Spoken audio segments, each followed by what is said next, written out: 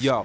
What is up, second mother lovers? I always get confused on Real Housewives of Atlanta to Real Husbands of Hollywood. How y'all doing, second mother lovers? Oh my goodness. So I missed last week. Why did I miss last week? Oh, I think it was because I was actually in Houston, West Side H-Town. I went out there for Mardi Gras because my parents always do something in Galveston.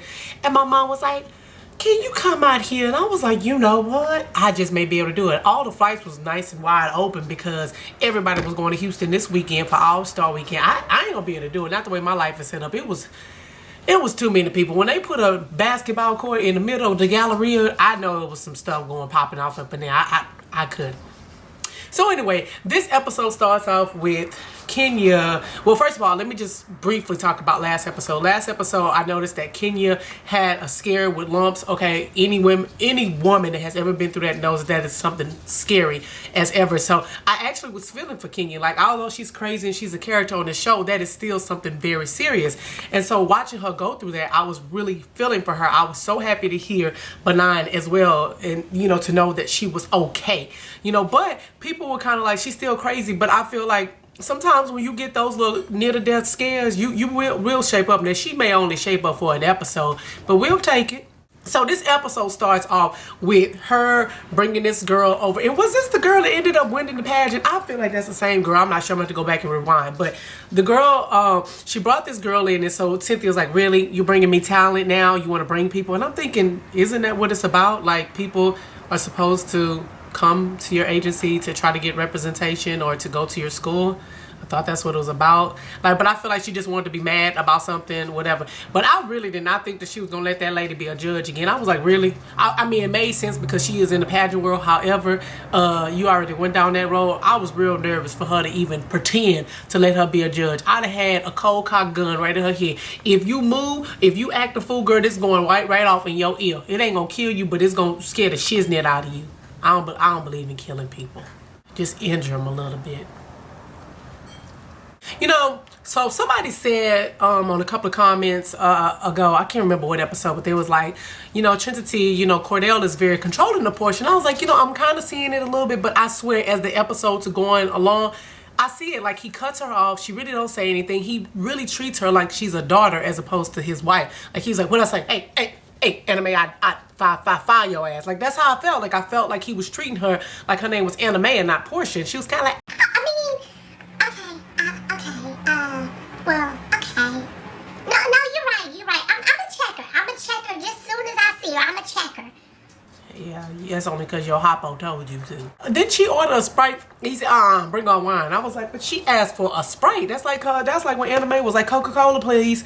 I'd be like, I said a Sprite. You can bring that wine, but I want a side of Sprite with it.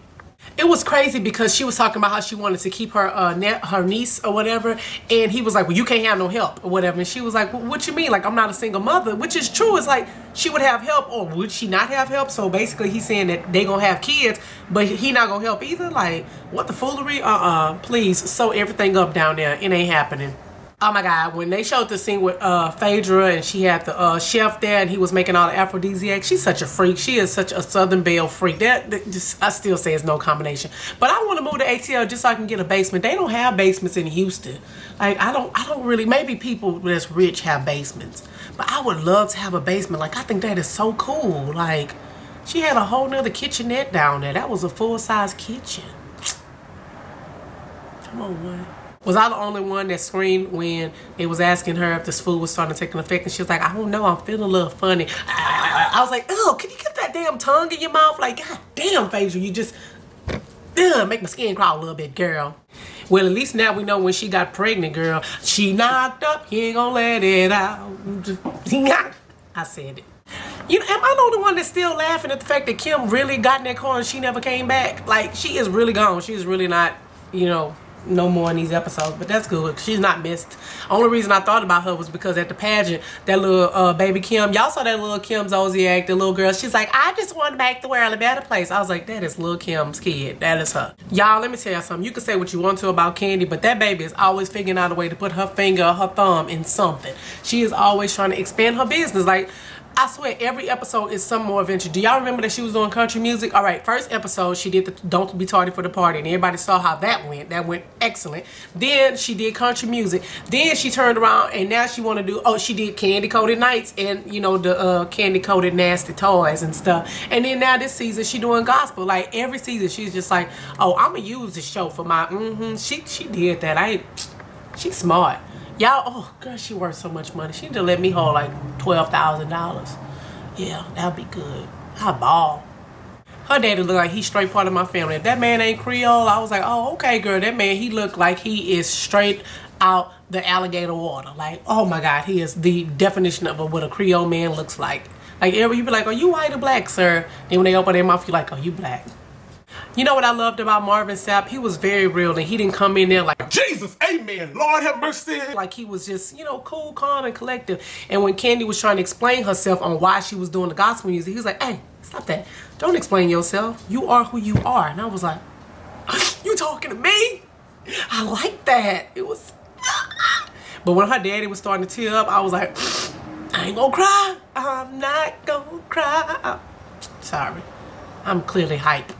For episodes though, I thought that maybe the mom had just raised her. Like I never knew what happened to the dad. Like I definitely was not expecting him to be a bishop, let alone, you know, the fact, that's not what I was expecting. Like I was quite impressed and surprised. But now I understand why she's, you know, separated from her father. Like she don't really have this relationship is because he is a bishop. And a lot of times, you know, they want you to live by their word, the word of God, nothing else. And the fact that she was singing, you know, you're my little secret and stuff like that, and, you know, bending on over and popping, yeah. So I'm sure he really didn't approve of those lyrics. Honey, Nene said that when she was like, there is no place like home. I say that all the time. Y'all know I loves LA. Yes, I do. But Lord knows there ain't no place like home. I will forever love Houston. Houston will always be home. When people say you going back home, I'm like, no, I'm going back to LA. Like this is just my temporary home. Home will always be Houston. That's where I'm gonna end up. Like I love Houston. There ain't nothing like it, especially the food. Lord, I would sit up here and do a whole segment on the food in Houston. Whew. A lot of people need to remember that because I feel like a lot of people lose themselves in, you know, what they're trying to do and they forget what's important. No matter what, guys, if you have that family, you know, or even that close-knit of friends that you call family, don't ever lose sight of that. Like, that was one thing that I tried not to do being out here as long as I've been, you know, and I'm just so thankful, you know, for my family and my friends. Lord have mercy, I be missing them down here. Ain't meeting, it's just me and my boys. All I need in this life is me and my doggies. Me and my doggies. I don't give a damn if she was Miss Boo Boo. Nene and her sayings, but she's right. She's like, why are you gonna let this crazy ass lady help you again? Like, why are you even allowing this? Like, I agree with her 120%. Like, girl, burn me once, shame on you. Burn me twice, I shouldn't hide your ass again. A fool is a fool, honey. Girl, ain't nothing like a good cup of tea. Girl, yes, Miss Nene, you better say that, girl. I love me some tea up under the tree, honey, girl. Ain't it amazing? Y'all ought to see my dog right now. He is really sunbathing in this window. It's actually quite cute. He's mixed with a cat, I'm sure. He sits in the window. If y'all following me on Instagram at TrinityComedy, y'all know that I take pictures of him loving. He just like to sit in the window like a cat. You know what? I can't stand when they be editing stuff because it get me confused. Cause I was like, wait, Portia had that outfit on when she went to go visit the lady, but now y'all got her with the same outfit on with the baby, and now they at the house, and it was just a whole bunch. Confusing me. Stop. But the crazy thing is when Portia was like 1, 2 up, and she picked that little girl up by the arm, was I the only one screaming and clenching like, oh my Jesus, don't pick that baby up by one arm, girl. Everything gonna come out of socket. Like them, oh, the limbs are they tender. Ooh, Lord, you don't need no cheering. You need to go to a class first. Ooh, girl, her changing that diaper, it's like it took her 18 minutes to change that diaper. Then she got her finger in the dookie. Then she got the baby's feet in there. I was like, you need to go to another class on how to change a diaper faster. When that baby was on that stool, I was that black lady that's in the movie theater that be screaming at the projector. I was the lady. I was Portia, the baby, she's on the stool. She's about to fall off the stool. And I'm like, cameraman, can somebody hooty-hoo her that this baby is behind her about to fall off the stool? And then when the baby left, I was like, Portia, just go and put hashtag fail behind your name right now because you were really figuring failing with this child. Y'all know I got 35 nieces and nephews. Like, let me tell you something. I was born to know how to change diapers, and I keep some kids in a minute now. Shoot, I was born to watch kids. I don't know if I was born to have them, but I can watch the hell out of somebody else's kid in a minute. Oh my God, when Marvin Sapp was singing, ooh, baby, I almost had to hold my finger up. Excuse me, let me out, church. Ooh, let the church say amen. Like, his voice, I mean, in those words, baby, I had chills. Like, I was like, wait a minute. I had to pause the TV for a second. Like, for real. That is definitely a gift for your voice to affect people like that. When they were all in the studio, like, they may have been cracking jokes about her trying to do gospel, but everybody was like, oof. Yeah, that was good. That was a good one. He was like, y'all good? Everybody's like, yep, we good. Have you guys noticed this? A lot of singers have started off in gospel and ended up separating themselves from gospel and going to R&B or the rap or whatever route, and then they find themselves coming back. Like, you know, a lot of artists I'm seeing, they're doing this where they're, you know, devoting, you know, their lives back. Not necessarily devoting, but they're definitely paying homage to how they even got into this industry, you know, by bringing back and, you know, having a gospel album. That's cool. I can appreciate that. Y'all, when they was at the pageant and that little girl told that man with the blonde silver hair that her feet hurt, he was like, honey, it's a pageant, your feet are supposed to hurt. I was like, that's a kid, put some cotton balls in that girl's shoe. The crazy thing is okay, when they was showing Boris like on the preview, I was like, where the hell is his suit? Like, he didn't know this supposed to be like semi-prom. Like, that's how you supposed to dress. Like, you needed to have a corsage for Cynthia when she picked you up. Like, that's how dressed up you was supposed to be. He had on his shirt like he was going to a picnic. Where are you going? And he told me, no, this is good. We're good. What? Okay, let me tell y'all who Trish is. Trish was the lady that was showing Boris and Cynthia their notes and stuff. Did anybody notice her lips? Like, they looked like they were crusted and bleeding. Like, was that lipstick? Was it that she had on like a lighter lipstick and then it was coming crusted? I don't know. But it was bothering me. I wanted to get her a lube of Vaseline and just put it all on her lips. Girl, put Vaseline on your lips at nighttime and let it soak in, girl. I promise you will have luscious lips like me. Hey. Oh my God, it was plum foolery. Everybody's name was messed up. Every time Boris would say somebody, and here's Tiffany, that's not Tiffany, that's Ashley. Here's Fluckertoe. Oh, that's not Fluckertoe, that's Sanford.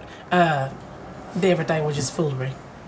I was laughing when Portia brought their niece, talking about it was just a nice convenience for her to see the pageant, plus she can help me with the baby. Is her name really Storm? Does that mean that child name is Rain? Are they gonna have Winter? What is this? What? Storm? Really? You was a Halle Berry fan? You like Storm? He know I'm recording this video. He want to back up right now. I was quite impressed with Kenya. Kenya was really acting up. You know, she was cool. Even when they was like pandering to her, she was really judging and stuff. I was like, oh, I guess this is her element, right? She gonna act right now. By time. See how long that lasts. Baby, when Mr. Boris and Miss Cynthia took that walk, they was like, let's go down the catwalk. And Miss Cynthia was like, I don't want to. She dropped that microphone. She was like, put that hand on that hip, and they walked. I was like, they make a cute little old couple. They could just have one little meanie me and I'd be good. But I was like, y'all better walk. Y'all love sexiness. Baby, when Selena walked out the first time, I knew she was gonna win. I was like, that baby jumped on the ground. And she's like, I was like, damn, you an ugly crier. But I can't talk because I'm an ugly crier too. Like, my face turns up. It's a big ass crown on her head. What's she gonna do with that? You should put that thing on eBay, girl. You can make some change. Well, as we see, the next episode, the ladies are taking a trip to Las Vegas and Los Angeles to see Nene. Now, I noticed that they were all standing outside of Nene's house. Candy said, we can't at least get a to-go tray or nothing, plate or nothing. She was like, hell no, bitch. I was like, you got these people just sitting outside with all them coyotes in the hills? You ain't right. Anyway, Sacramento lovers, as always, this video is long enough. Happy President's Day for you people that's off. Ow, for the people that's off. Ow, for the people that's off. Cause I'm off too. All right, Sacramento lovers. Thank you guys so much for all the love. And thank you guys for watching. I'm out. I'm gonna go this way. Aphrodisiac food make me want to stick my tongue in your kettle pot.